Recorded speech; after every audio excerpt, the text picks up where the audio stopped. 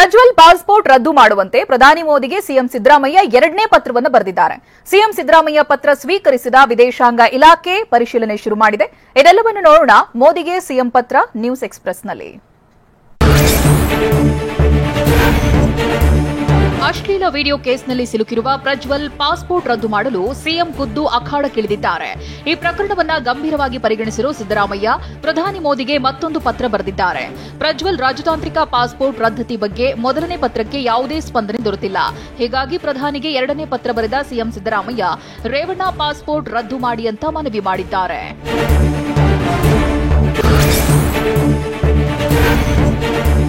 ಮೇ 1ರಂದು ಮೊದಲ ಪತ್ರ ಬರೆದಿದ್ದ ಸಿಎಂ ಸಿದ್ದರಾಮಯ್ಯ ಪತ್ರಕ್ಕೆ ಈವರೆಗೂ ಯಾವುದೇ ಪ್ರತಿಕ್ರಿಯೆ ಬಂದಿರಲಿಲ್ಲವಂತೆ. ಹೀಗಾಗಿ ಇಂದು ಮತ್ತೊಂದು ಪತ್ರ ಬರೆದಿದ್ದಾರೆ. ಮಾನ್ಯ ಪ್ರಧಾನಮಂತ್ರಿ ನರೇಂದ್ರ ಮೋದಿಯವರೇ, ಹಾಸನ ಸಂಸದ ಪ್ರಜ್ವಲ್ ರೇವಣ್ಣ ಸರಣಿ ಕುಕೃತ್ಯಗಳ ಬಗ್ಗೆ ನಾನು ನಿಮಗೆ ಮತ್ತೆ ಪತ್ರ ಬರೆಯುತ್ತಿದ್ದೇನೆ. ರಾಜ್ಯ ಮಾತ್ರವಲ್ಲ, ರಾಷ್ಟ್ರ ಮಟ್ಟದಲ್ಲೂ ಜನರನ್ನ ಬೆಚ್ಚಿ ಬೀಳಿಸಿದ ಪ್ರಕರಣ ಇದು. ಪ್ರಜ್ವಲ್ ರೇವಣ್ಣ ಏಪ್ರಿಲ್ 27, 2024ರಂದು ದೇಶ ಬಿಟ್ಟು ತಲೆಮರೆಸಿಕೊಂಡಿದ್ದಾನೆ. ಮೊದಲ ಎಫ್ಐಆರ್ ದಾಖಲಾಗುವ ಕೆಲವೇ ಗಂಟೆಗಳಲ್ಲಿ ತನ್ನ ರಾಜತಾಂತ್ರಿಕ ಪಾಸ್ಪೋರ್ಟ್ ಸಂಖ್ಯೆ D113550 ಬಳಸಿಕೊಂಡು ಜರ್ಮನಿಗೆ ಪರಾರಿಯಾಗಿದ್ದಾನೆ ಅಂತ ಪತ್ರ ಬರೆದಿದ್ದಾರೆ.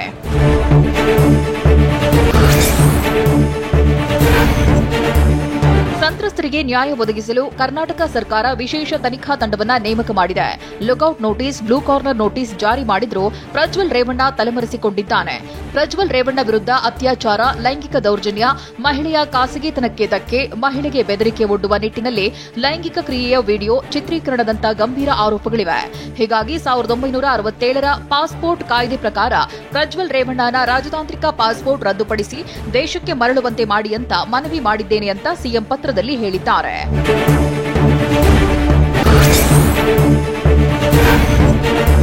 ಪ್ರಜ್ವಲ್ ರೇವಣ್ಣ ಪಾಸ್ಪೋರ್ಟ್ ರದ್ದತಿಗೆ ಸಿಎಂ ಸಿದ್ದರಾಮಯ್ಯ ಬರೆದ ಪತ್ರವನ್ನು ವಿದೇಶಾಂಗ ಇಲಾಖೆ ಸ್ವೀಕರಿಸಿದೆ.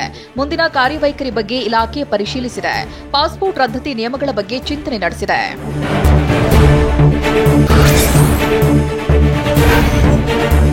ಪ್ರಜ್ವಲ್ ಪಾಸ್ಪೋರ್ಟ್ ರದ್ದು ಮಾಡುವ ವಿಚಾರವಾಗಿ ಹಲವು ಪ್ರಶ್ನೆಗಳಿವೆ. ವಿದೇಶದಲ್ಲಿರುವ ಪ್ರಜ್ವಲ್ ಪಾಸ್ಪೋರ್ಟ್ ರದ್ದು ಮಾಡಿದ್ರೆ ವಾಪಸ್ ಬರೋದು ಹೇಗೆ? ಸಾಮಾನ್ಯ ಪಾಸ್ಪೋರ್ಟ್ ಬದಲಿಗೆ ರಾಜತಾಂತ್ರಿಕ ಪಾಸ್ಪೋರ್ಟ್ ಪಡೆದಿರುತ್ತಾರೆ. ಸಾಮಾನ್ಯ ಪಾಸ್ಪೋರ್ಟ್ ಸರೆಂಡರ್ ಮಾಡಿದ ಬಳಿಕವೇ ರಾಜತಾಂತ್ರಿಕ ಪಾಸ್ಪೋರ್ಟ್ ಕೊಟ್ಟಿರುತ್ತಾರೆ. ಇರುವ ರಾಜತಾಂತ್ರಿಕ ಪಾಸ್ಪೋರ್ಟ್ ರದ್ದು ಮಾಡುವುದು ಅಷ್ಟು ಸುಲಭ ಅಲ್ಲ. ರಾಜತಾಂತ್ರಿಕ ಪಾಸ್ಪೋರ್ಟ್ ರದ್ದು ಮಾಡಲು ಕೋರ್ಟ್ ಅನುಮತಿ ಬೇಕಾಗುತ್ತೆ. ಹೀಗಾಗಿ ಕೋರ್ಟ್ ಅನುಮತಿ ಪಡೆಯುವವರು ಯಾರು? ಹೀಗೆ ಹಲವು ಪ್ರಶ್ನೆಗಳು ಕಾಡುತ್ತಿವೆ.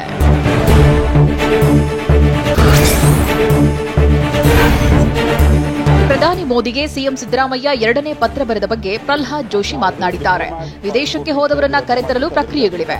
ಪ್ರಜ್ವಲ್ ಪೆನ್ ಡ್ರೈವ್ ಹೊರಬಂದಿದ್ದು ಏಪ್ರಿಲ್ 21ರಂದು, ಆದರೆ ಪ್ರಜ್ವಲ್ ವಿದೇಶಕ್ಕೆ ಹೋಗಿದ್ದು ಏಪ್ರಿಲ್ 27ರಂದು.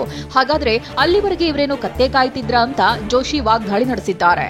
21ನೇ ತಾರೀಕು ಈ ಎಲ್ಲ ಕ್ಲಿಪ್ಪಿಂಗ್ಸ್ಗಳು ಪೆನ್ ಡ್ರೈವ್, ಮೊದಲನೇ ಪೆನ್ ಡ್ರೈವ್ ಬಂದದ್ದು 21ನೇ ತಾರೀಕು. 21ನೇ ತಾರೀಕಿನಿಂದ ಪ್ರಜ್ವಲ್ ರೇವಣ್ಣ ಹೋಗಿದ್ದು 27, 28ನೇ ತಾರೀಕು. 8 ದಿವಸ ಏನು ಕತ್ತೆ ಕಾಯ್ತಿದ್ರಿ ನೀವು? ಉತ್ತರ ಯಾಕೆ ಕೊಡ್ತಾ ಇದ್ದೀವಿ? ಯಾಕೆ ಅವ್ರ ಮೇಲೆ FIR ಮಾಡಿ ಅವ್ರನ್ನ ಡಿಟೈನ್ ಮಾಡಲಿಲ್ಲ ನೀವು? ಪ್ರಜ್ವಲ್ ರೇವಣ್ಣ ಪಾಸ್ಪೋರ್ಟ್ ರದ್ದು ಮಾಡೋದಾದ್ರೆ ಕಾನೂನು ಪ್ರಕಾರ ಏನ್ ಮಾಡಬೇಕು ಕೇಂದ್ರ ಮಾಡ್ತಿದೆ. ರಾಜ್ಯ ಸರ್ಕಾರಕ್ಕೆ ಸಹಕಾರ ನೀಡಲು ಕೇಂದ್ರ ತಯಾರಿದೆ ಅಂತ ಪ್ರಹ್ಲಾದ್ ಜೋಶಿ ಹೇಳಿದ್ರು. ಪತ್ರ ಬರೆದ ತಕ್ಷಣ ಪಾಸ್ಪೋರ್ಟ್ ರದ್ದಾಗಬೇಕು ಅಂತಲ್ಲ, ಇದನ್ನ ಬಿಜೆಪಿ ಮೇಲೆ ಹಾಕುವ ಪ್ರಯತ್ನ ಮಾಡಲಾಗ್ತಿದೆ ಅಂತ ಜೋಶಿ ಕಿಡಿಕಾರಿದ್ರು. ಕೇಂದ್ರ ಸರ್ಕಾರದ ಮೇಲೆ ಹಾಕಲಿಕ್ಕೆ ಸದ್ದು ಮಾಡುವ ಪ್ರಯತ್ನವನ್ನು ಮಾಡ್ತಾ ಇದ್ದಾರೆ. ಇದು ಅತ್ಯಂತ ಗಂಭೀರವಾದ ಪ್ರಕರಣ. ಪ್ರಜ್ವಲ್ ರೇವಣ್ಣ ವಿಚಾರಣೆ ಎದುರಿಸಲೇಬೇಕು ಮತ್ತು ಕಠಿಣ ಮಾಡಿದ್ದೇ ನಿಜವಾದರೆ ನ್ಯಾಯಾಲಯದಲ್ಲಿ ನಾಳೆ ಸಿದ್ಧಗೊಂಡ್ರೆ ಅತ್ಯಂತ ಕಠಿಣವಾದಂಥ ಕ್ರಮ ಆಗಬೇಕು. ಇದ್ರ ಬಗ್ಗೆ ಯಾವುದೇ ರೀತಿ ಒಂದು ಅನುಕಂಪ ಯಾರಿಗೂ ಇಲ್ಲ.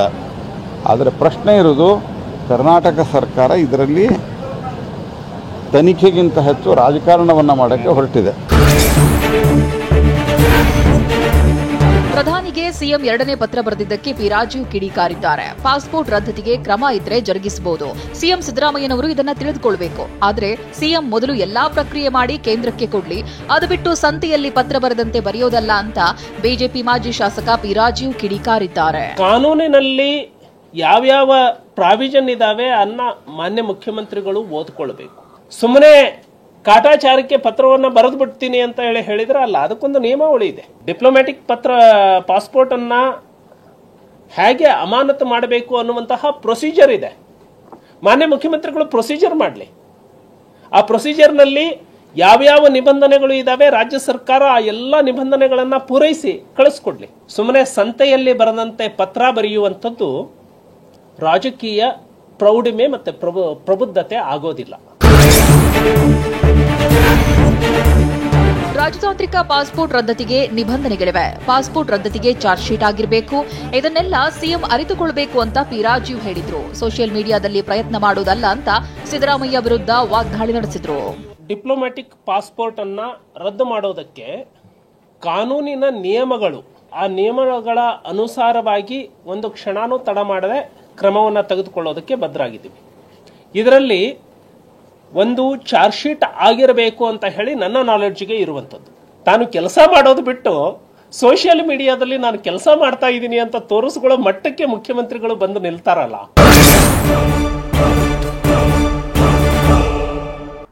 ಪ್ರಜ್ವಲ್ ದೇಶಕ್ಕೆ ಬಂದು ವಿಚಾರಣೆ ಎದುರಿಸಲಿ ಅಂತ ನಿಖಿಲ್ ಕುಮಾರಸ್ವಾಮಿ ಹೇಳಿದ್ದಾರೆ.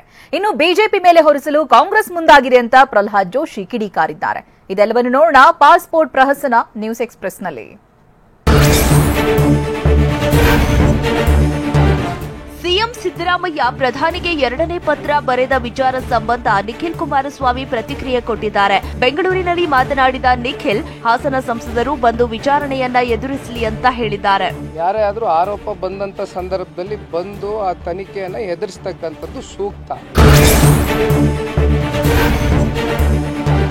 ಪೆನ್ಡ್ರೈವ್ ಪ್ರಕರಣದ ಬಗ್ಗೆ ಎಸ್ಐಟಿ ತನಿಖೆ ಮಾಡುತ್ತಿದೆ. ಆದರೆ ಎಚ್ಡಿಕೆ ಸೇರಿ ವಿಪಕ್ಷದವರು ತನಿಖೆಯ ಹಾದಿ ತಪ್ಪಿಸುತ್ತಿದ್ದಾರೆ ಅಂತ ಸಚಿವ ಈಶ್ವರ್ ಖಂಡ್ರೆ ಹೇಳಿದ್ದಾರೆ. ಬೆಂಗಳೂರಿನಲ್ಲಿ ಮಾತನಾಡಿದ ಅವರು, ಇದರಲ್ಲಿ ಯಾರ್ಯಾರ ಕೈವಾಡ ಇದೆ ಎಲ್ಲ ಹೊರಗೆ ಬರುತ್ತೆ. ಕೇಂದ್ರ ಸರ್ಕಾರ ರಾಜತಾಂತ್ರಿಕ ಪಾಸ್ಪೋರ್ಟ್ ರದ್ದು ಮಾಡಲಿ ಅಂತ ಹೇಳಿದ್ರು. ದೂರು ಅವರೇ ಕೊಡ್ತಾರೆ. ಕಾಂಗ್ರೆಸ್ ನಾಯಕರಿಗೆ ಹೇಳಿ ಪ್ರಜ್ವಲ್ ವಿದೇಶಕ್ಕೆ ಹೋಗಿದ್ದಾರೆ ಎಂಬ ಅಶೋಕ್ ಆರೋಪಕ್ಕೆ ಸಚಿವ ಈಶ್ವರ್ ಖಂಡ್ರೆ ತಿರುಗೇಟು ಕೊಟ್ಟಿದ್ದಾರೆ. ಅಶೋಕ್ ಅವರ ಹೇಳಿಕೆಗೆ ತಲೆಬುಡ ಇದೆಯಾ? ಯಾರಾದ್ರೂ ಅದನ್ನ ನಂಬ್ತಾರಾ? ಪ್ರಕರಣ ದಾಖಲಿಸಿದ್ದು ಯಾರು? ನಮ್ಮ ಸರ್ಕಾರ ಅವರಿಗೆ ಬೆಂಬಲ ಕೊಡುವ ಅವಶ್ಯಕತೆ ಏನಿದೆ? ಬಿಜೆಪಿಯವರಿಗೆ ಸುಳ್ಳು ಹೇಳುವುದೇ ಕೆಲಸ ಅಂತ ಹೇಳಿದ್ರು.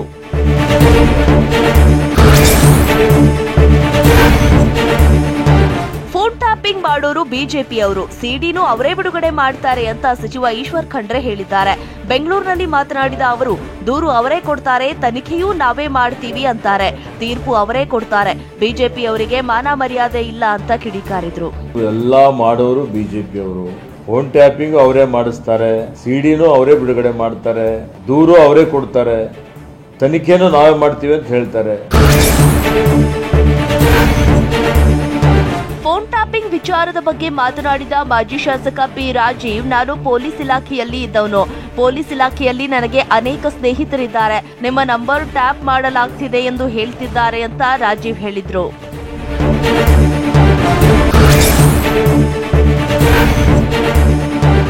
ಅಶ್ಲೀಲ ವಿಡಿಯೋ ವೈರಲ್ ಪ್ರಕರಣದ ತನಿಖೆ ಸಿಬಿಐಗೆ ವಹಿಸಲು ಆಗ್ರಹಿಸಿದ್ದರು. ಆದರೆ ಡಿಸಿಎಂ ಡಿಕೆ ಶಿವಕುಮಾರ್ ಅವರ ರಕ್ಷಣೆ ಮಾಡಲು ಒತ್ತಡಕ್ಕೆ ಸಿಲುಕಿದಂತೆ ಕಾಣುತ್ತಿದೆ ಅಂತ ಹಾಸನ ಜೆಡಿಎಸ್ ಜಿಲ್ಲಾಧ್ಯಕ್ಷ ಮಾಜಿ ಶಾಸಕ ಕೆಎಸ್ ಲಿಂಗೇಶ್ ಹೇಳಿದ್ದಾರೆ. ಹಾಸನದಲ್ಲಿ ಮಾತನಾಡಿದ ಅವರು, ನಾವು ಕಾರ್ತಿಕ್, ನವೀನ್, ಪುಟ್ಟಿ, ಶರತ್, ಚೇತನ್ ಮೇಲೆ ದೂರು ಕೊಟ್ಟಿದ್ದೆವು. ಅವರನ್ನ ಯಾಕೆ ಬಂಧಿಸಿಲ್ಲ ಅಂತ ಕಿಡಿಕಾರಿದ್ರು.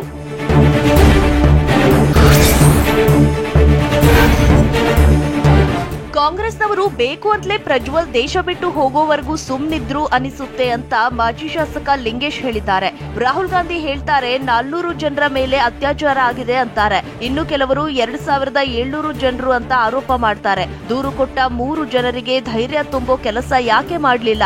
ಈ ಬಗ್ಗೆ ಎಸ್ಐಟಿ ಅಧಿಕಾರಿಗಳು ಕೂಡಲೇ ಸ್ಪಷ್ಟೀಕರಣ ಕೊಡಬೇಕು ಅಂತ ಹೇಳಿದ್ರು.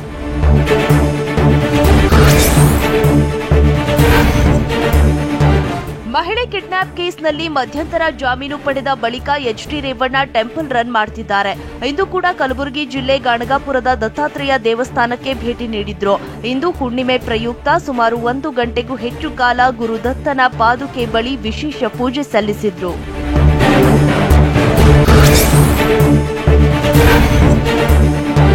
ಕೆಆರ್ ನಗರ ಮಹಿಳೆ ಅಪಹರಣ ಪ್ರಕರಣ ಕೇಸ್ನಲ್ಲಿ ಭವಾನಿ ರೇವಣ್ಣ ಕಾರು ಚಾಲಕನಿಗೆ ಸಮನ್ಸ್ ಜಾರಿ ಮಾಡಲಾಗಿದೆ. ಎಸ್ಐಟಿ ಪೊಲೀಸರಿಂದ ಕಾರು ಚಾಲಕ ಅಜಿತ್ಗೆ ಸಮನ್ಸ್ ನೀಡಲಾಗಿದೆ. ಕಾರು ಚಾಲಕ ಅಜಿತ್ರ ಹೊಳೆನರಸೀಪುರದಲ್ಲಿರುವ ಕಾರು ಚಾಲಕ ಅಜಿತ್ ನಿವಾಸಕ್ಕೆ ತೆರಳಿ ನೋಟಿಸ್ ನೀಡಲಾಗಿದೆ. ಕೇಸ್ ದಾಖಲಾದ ಮೇಲೆ ಅಜಿತ್ ತಲೆಮರೆಸಿಕೊಂಡಿದ್ದಾರೆ.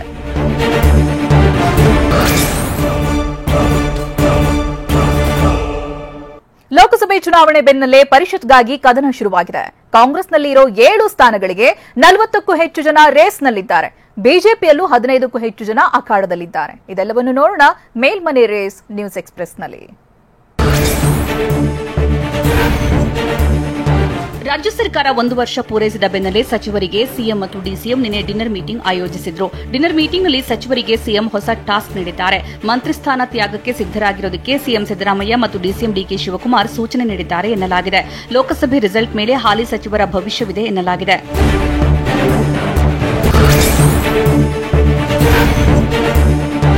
ಶಿಕ್ಷಕರ ಪದವೀಧರ ಚುನಾವಣೆಯಲ್ಲಿ ಅಭ್ಯರ್ಥಿಗಳನ್ನು ಗೆಲ್ಲಿಸುವಿಕೆ ಬಗ್ಗೆಯೂ ಡಿನ್ನರ್ ಮೀಟಿಂಗ್ನಲ್ಲಿ ಸಭೆ ನಡೆಸಲಾಗಿದೆ. ಜಿಲ್ಲಾ ಪಂಚಾಯಿತಿ, ತಾಲೂಕು ಪಂಚಾಯಿತಿ ಹಾಗೂ ಬಿಬಿಎಂಪಿ ಎಲೆಕ್ಷನ್ ನಡೆಸುವ ಬಗ್ಗೆಯೂ ಸಭೆಯಲ್ಲಿ ಚರ್ಚಿಸಲಾಗಿದೆ. ವಿಪಕ್ಷಗಳ ಟೀಕೆಗೆ ಪ್ರತ್ಯುತ್ತರ ನೀಡಲು ಖಡಕ್ ಸೂಚನೆ ನೀಡಿರುವುದಾಗಿ ಟಿವಿ9ಗೆ ಉನ್ನತ ಮೂಲಗಳು ತಿಳಿಸಿವೆ.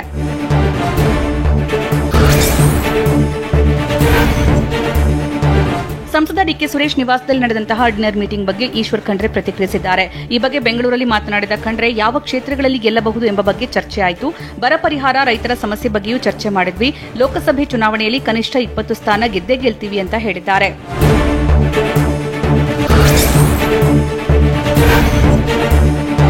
ಕಾಂಗ್ರೆಸ್ನಲ್ಲಿ ಪರಿಷತ್ ಸ್ಥಾನಕ್ಕಾಗಿ ಆಕಾಂಕ್ಷಿಗಳ ಒತ್ತಡ ಹೆಚ್ಚಾಗಿದೆ. ಆಪ್ತರ ಮೂಲಕ ಮಾಜಿ ಸ್ಪೀಕರ್ ರಮೇಶ್ ಕುಮಾರ್ ಲಾಬಿ ನಡೆಸಿದ್ದಾರೆ. ಸಿಎಂ ಗೃಹ ಕಚೇರಿ ಕೃಷ್ಣಾದಲ್ಲಿ ರಮೇಶ್ ಆಪ್ತರು ಶಕ್ತಿ ಪ್ರದರ್ಶನ ಮಾಡಿದ್ದಾರೆ. ರಮೇಶ್ ಕುಮಾರ್ರನ್ನ ಎಂಎಲ್ಸಿ ಮಾಡುವಂತೆ ಮನವಿ ಮಾಡಿದ್ದಾರೆ. ಸಿಎಂ ಸಿದ್ದರಾಮಯ್ಯ, ಡಿಸಿಎಂ ಡಿಕೆಗೆ ರಮೇಶ್ ಕುಮಾರ್ ಆಪ್ತರು ಕೋರಿಕೊಂಡಿದ್ದಾರೆ.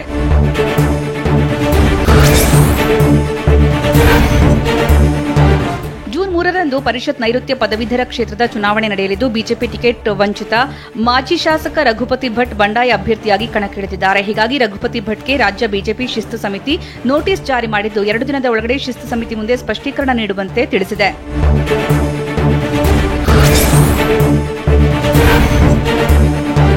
ಮಾಜಿ ಸಚಿವ ಎಚ್ ಆಂಜನೇಯಗೆ ಎಂಎಲ್ಸಿ ಸ್ಥಾನ ನೀಡುವಂತೆ ಬೆಂಬಲಿಗರು ಆಗ್ರಹಿಸಿದ್ದಾರೆ. ಚಿತ್ರದುರ್ಗದಲ್ಲಿ ಸುದ್ದಿಗೋಷ್ಠಿ ನಡೆಸಿದ್ದ ಎಚ್ ಆಂಜನೇಯ ಬೆಂಬಲಿಗರು, ಮಾಜಿ ಸಚಿವ ಎಚ್ ಆಂಜನೇಯ ರಾಜ್ಯಮಟ್ಟದ ನಾಯಕರು, ಕಾಂಗ್ರೆಸ್ ಪಕ್ಷ ಸಂಘಟನೆಯಲ್ಲಿ ಎಚ್ ಆಂಜನೇಯ ಪ್ರಮುಖ ಪಾತ್ರ ವಹಿಸಿದ್ದು ಅವರ ಸೇವೆ ಪರಿಗಣಿಸಿ ಎಚ್ ಆಂಜನೇಯಗೆ ಎಂಎಲ್ಸಿ ಸ್ಥಾನ ನೀಡಿದರೆ ಪಕ್ಷ ಕಾರ್ಯಕರ್ತರಿಗೆ ಒಳಿತಾಗಲಿದೆ ಅಂತ ಮನವಿ ಮಾಡಿದರು.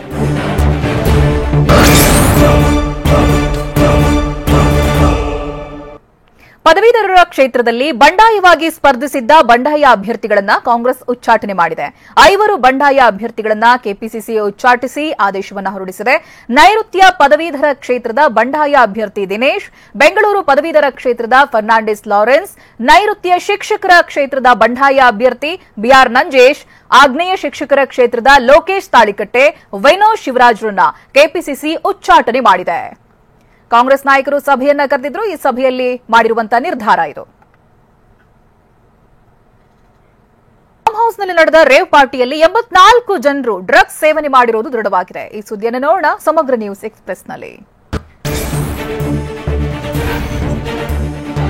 ಬೆಂಗಳೂರಿನಲ್ಲಿ ನಡೆದಿರುವ ರೇವ್ ಪಾರ್ಟಿಯಲ್ಲಿ ಭಾಗವಹಿಸಿದವರ ರಕ್ತ ಪರೀಕ್ಷೆಯಲ್ಲಿ ಡ್ರಗ್ಸ್ ಸೇವಿಸಿರುವುದು ಪತ್ತೆಯಾಗಿದೆ. ಮಿಡ್ ನೈಟ್ ನಶೆ ಲೋಕದಲ್ಲಿದ್ದ 103 ಜನರ ಪೈಕಿ 86 ಜನರಿಂದ ಮಾದಕ ವಸ್ತು ಸೇವನೆ ಮಾಡಿರುವುದು ಖಚಿತವಾಗಿದೆ. 103 ಜನರ ಪೈಕಿ 59 ಪುರುಷರು, 27 ಮಹಿಳೆಯರ ರಿಪೋರ್ಟ್ ಪಾಸಿಟಿವ್ ಬಂದಿದೆ.